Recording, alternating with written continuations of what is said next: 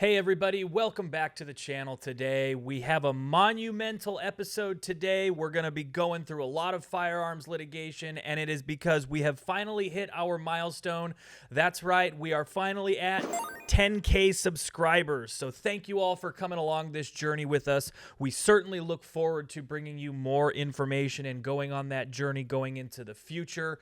Today, to talk about some of this firearms litigation, we have CRPA president and founding partner of Michelle and Associates, Chuck Michelle. Chuck, how are you today? I'm good, and congratulations, guys. Your efforts have really paid off here. That's something you should be proud of. Absolutely. Thank you very much, Chuck. And if you haven't seen these videos before, this is CRPA TV. We are the California Rifle and Pistol Association fighting for Second Amendment rights here in California, and specifically on this channel, we're trying to bring you news on Second Amendment legislation, litigation, and culture so that you can have the full framework when you go to that ballot box to have the Second Amendment on the top of your priority. So, Chuck, I thought it was kind of necessary for this episode just to kind of share along with everybody who's been on this journey, some of those who haven't been on this journey, who are just starting, kind of what the ins and outs of this firearms litigation is, the specific cases that CRPA and Michelle and Associates have gone through, how they've gotten to today, and where they're looking in the future. I thought a great place to start, especially since they're bunched together, is the Duncan and the Rhode cases. These are the cases challenging California's ban on magazines that can hold more than 10 rounds, as well as California's regulations on ammunition purchases and importation. So can you kind of give us the rundown on these two and how we've made it to today and what we're looking at going forward?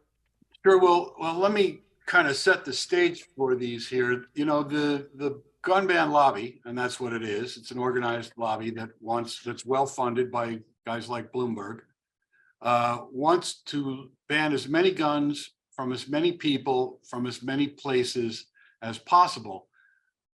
They years ago came up with the semi-auto bans, the so-called assault weapon bans.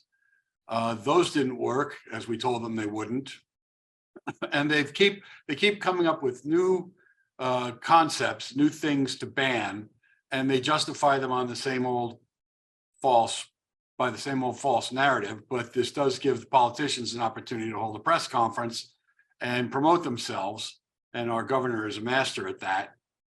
So they keep coming up with new laws. A decade or so after the so-called assault weapon law went into effect in California, they decided they needed to ban magazines too. And then a bit that hold over 10 rounds. Then a bit after that, they decided they wanted to make it impossible to buy ammunition. So they came up with a law that requires a background check on ammunition. And that law really, because there's so many more background checks performed, that really kind of highlighted the flaws in the government database of who's a prohibited person and who has a criminal record and what that criminal record is. And they're just riddled with mistakes.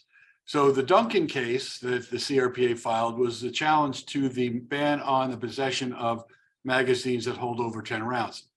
That was sort of a long, tortuous path up to the Supreme Court and back down again.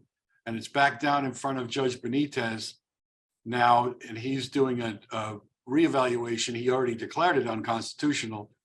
He's now doing a reevaluation of the case in light of the Bruin decision. So we fully expect the Bruin decision is more favorable to the Second Amendment rights than the previous test was. So we fully expect that we will win that one. And then the other one that Judge Benitez has is the ammunition background check requirement that has resulted in a whole lot of people being unable to buy ammunition because the records, their databases, the government databases are wrong.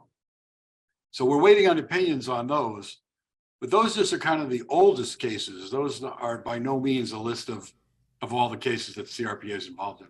Well, yeah, but these two specifically, and I think this is important. It's not necessarily something that we always go over.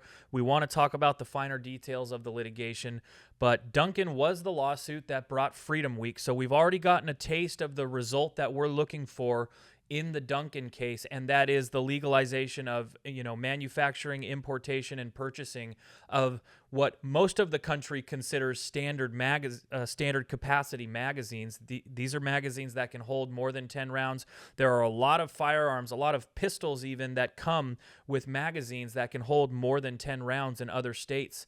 We're just kind of the odd ones out in that one. And then the result that we ultimately hope to find with the Rhode case, right, is again the legalization of importation of ammunition, back to the days where you could purchase ammo online and you could get it shipped to your door.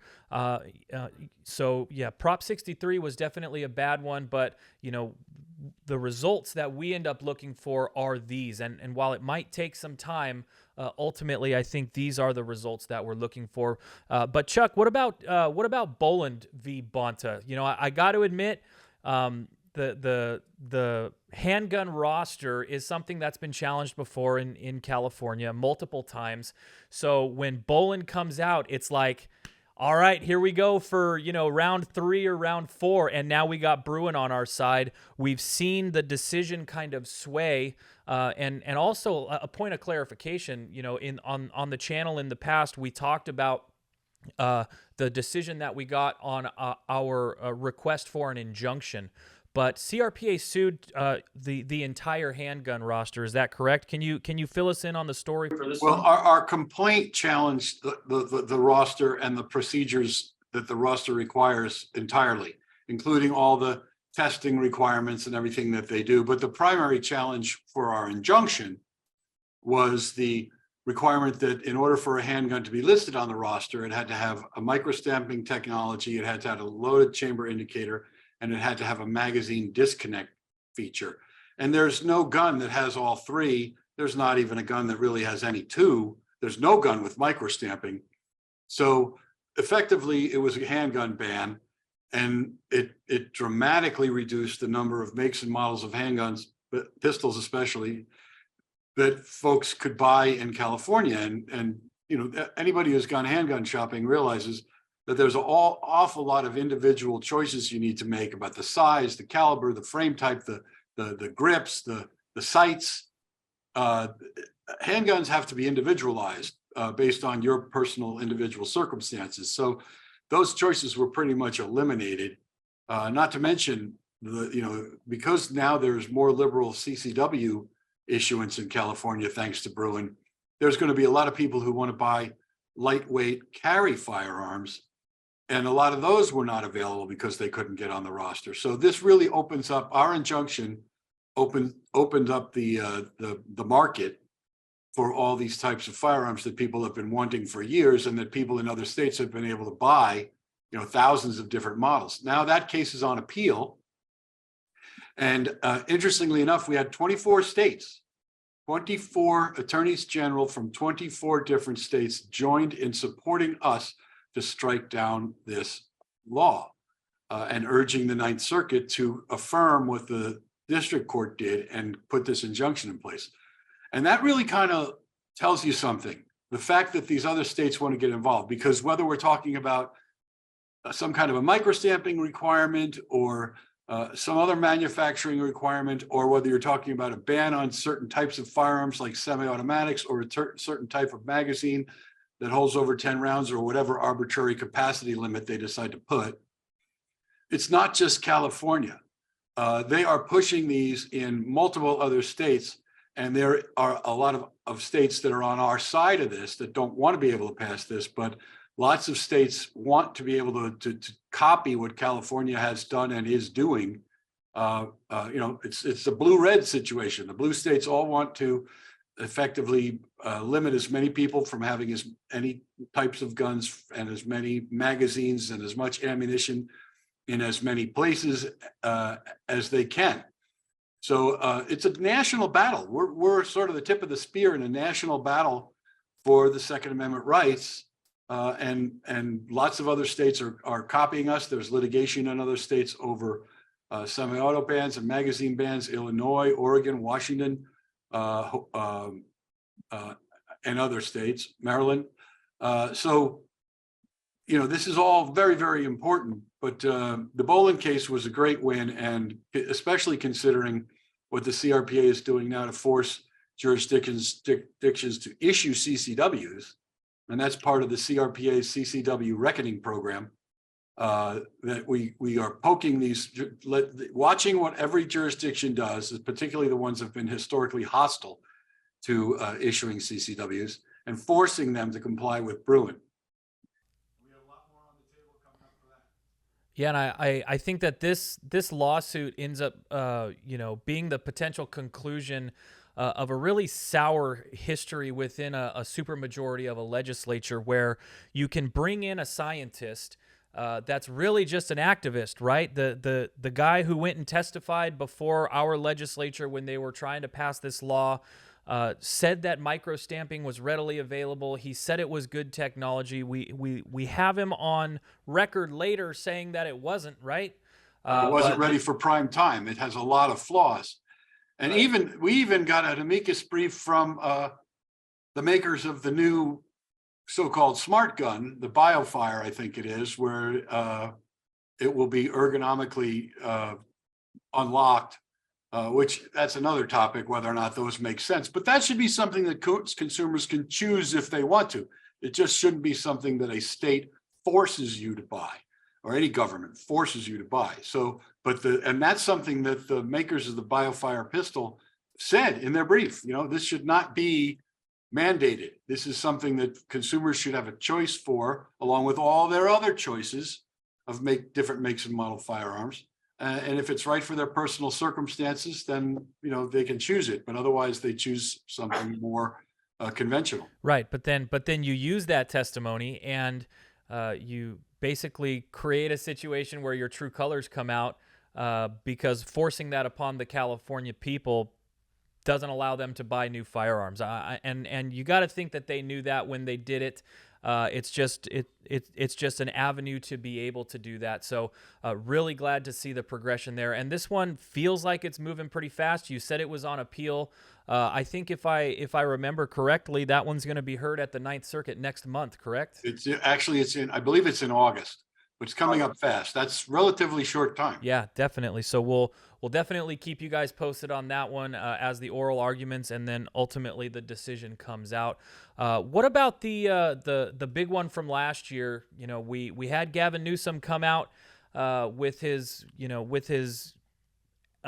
big posters of skulls and crossbones, painting the firearms manufacturers and community as if we were some sort of satanic cult, saying that we're trying to manipulate children with AB 2571. That basically handcuffed the firearms community from being able to communicate, specifically manufacturers from being able to advertise to children. We have a lawsuit on that one. What is that? Junior Sport Magazine versus Bonta. Where's that one going? Well, that's an effort to remember Newsom's goal and the gun ban lobby's goal is to murder the gun culture, murder the freedom-loving gun culture, make it impossible for new people to get involved in the shooting sports, to discover how much fun they are, to learn the disciplines of safe marksmanship and the social value, the social utility of a firearm for self-defense or to defend your family. They don't want anybody to understand the value of firearms and the fun that you can have at the range. So they tried to pass a law. They did pass a law that bans most forms of marketing and communications where minors would see it. But it's so overbroad. Any banner at a match could be considered to be something appealing to minors, and so they had to ban it. And there was a lot of junior shooting events that had to be canceled. The magazine that's the lead plaintiff, Junior Shooting Sports Magazine, obviously sends, they're trying to get youth shooters engaged in the sport and to learn how fun it is. And the ones who are, they're trying to make them better shooters, more disciplined and safe shooters. And so that's something that Gavin Newsom and his ilk just don't want. They want to wipe out if it takes a generation, then it does. But they want to wipe out the culture, the firearms shooting sports culture that enjoys and appreciates firearms. And so by keeping kids away from being exposed to it, that's part of their plan. But we have an oral argument in that case in, I think, 2 weeks in the Ninth Circuit. So that's going to come down soon. And interestingly enough, we got 2 Trump judges and a Bush judge on that panel. So that's very promising. Definitely. So looking forward to that one as well. What about, since we're kind of on the First Amendment topic here as well, we also have B&L Productions, which a lot of you might know as Crossroads of the West gun shows versus Newsom. There have been several laws in the last couple of years that have basically come out and said, hey, the California government does not want to support the sales of firearms, and we feel like the state is supporting the sale of firearms by allowing these shows to be conducted on state fairgrounds property. So they eliminated the possibility for gun shows to happen or for gun purchases to happen on fairgrounds property, which eliminated a lot of gun shows throughout California. Where are we at on that lawsuit, and what does it look like going forward? That's also scheduled to be argued very soon. It's in the Ninth Circuit, and you pointed it out correctly that it's really more of a First Amendment issue than a Second Amendment issue. These public forums, these fairgrounds, the government does not allow anybody else. You can't build a private fairground. The government wants to have a monopoly on that. They want to be in charge of the events. They want to make the money that the events that are held on these large pieces of property generate. And so whether it's horse racing at Del Mar or the county fair or whatever it may be, and gun shows are definitely one of the events, the only place option you have is these public fairgrounds. And so by banning gun shows there, this is again part of the effort to ban the gun culture, to murder the gun culture. They don't want anybody able to get together and talk about politics of guns. They don't want gun owners assembling in mass like that so they can actually share ideas and hear lectures and learn safety and shop for firearms and shop for everything else they have there. Only like 20% of the tables are actually firearms. Everything else is like a giant flea market with a lot of cool stuff.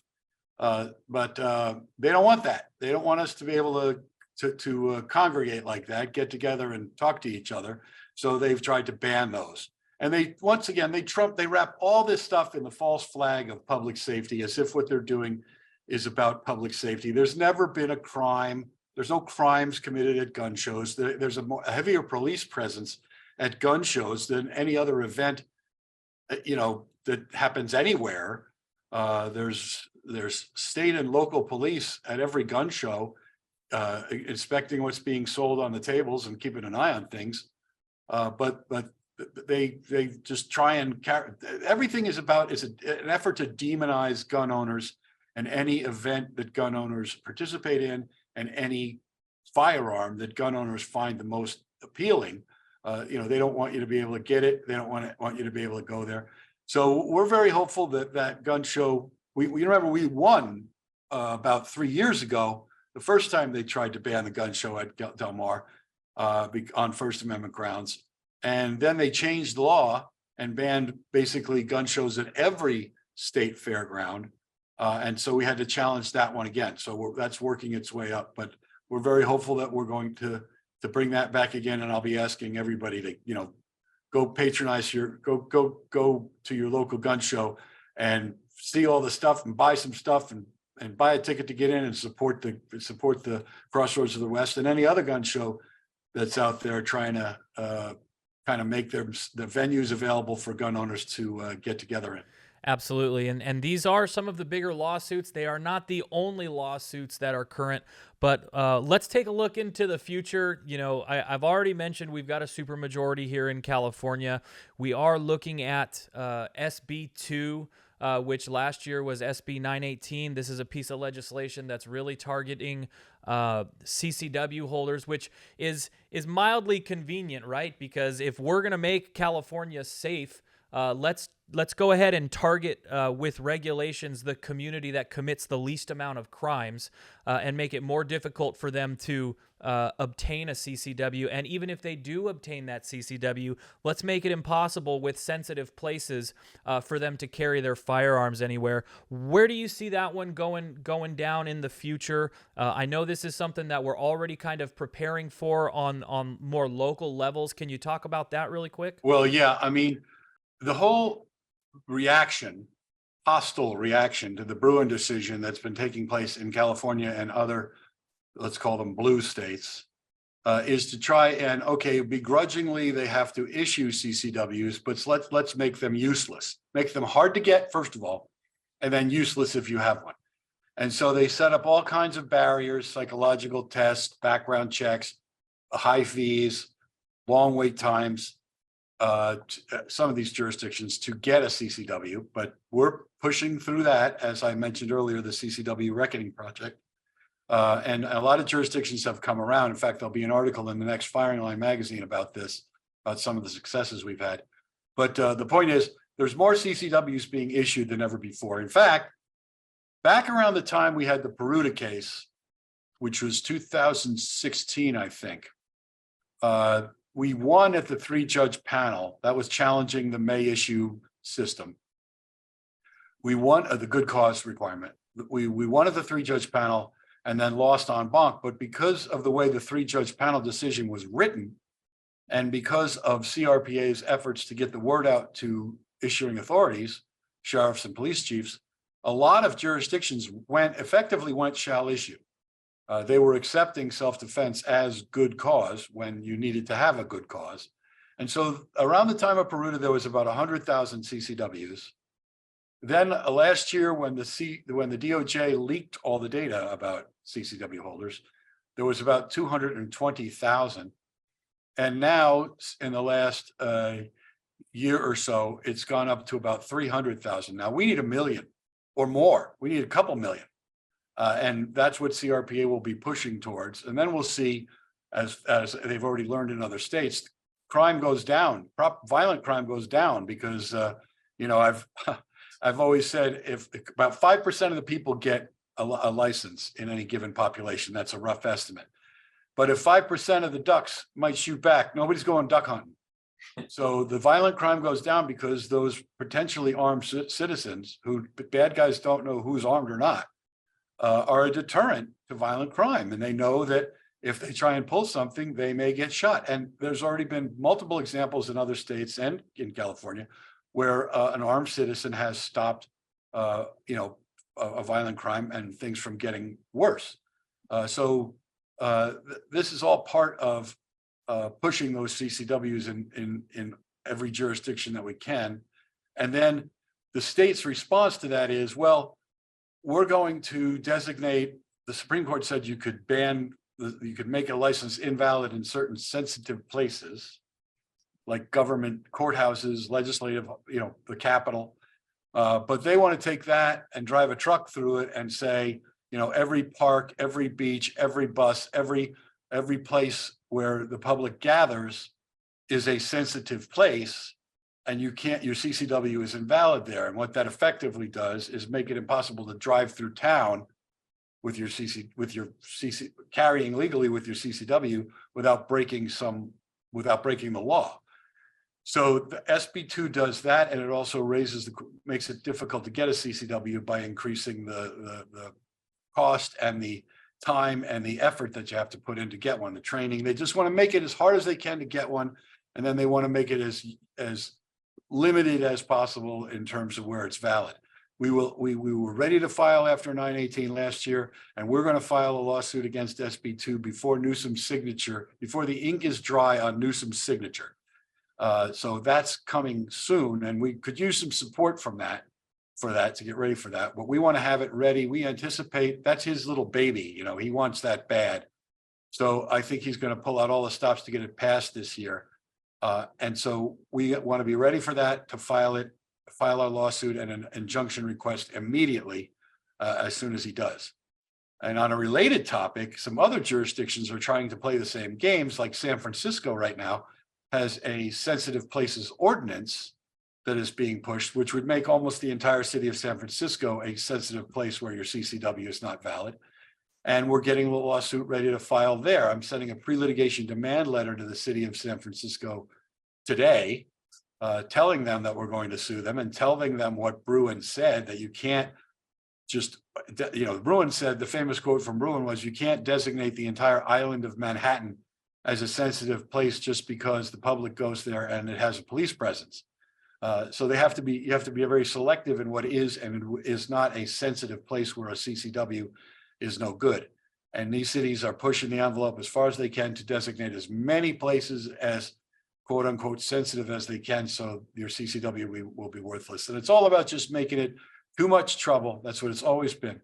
Make buying a gun, owning a gun, possessing a gun, using a gun too much trouble, so people won't jump through the hoops to be able to exercise their rights or to go just have fun at the range. Well, I do know as he's got national aspirations, Gavin Newsom is still on this campaign trail saying that California is the #1, firearms law creator in the nation. I think what people need to start pointing out is that his court record is not necessarily indicative of that #1 spot he keeps claiming to have, especially out of Bruin.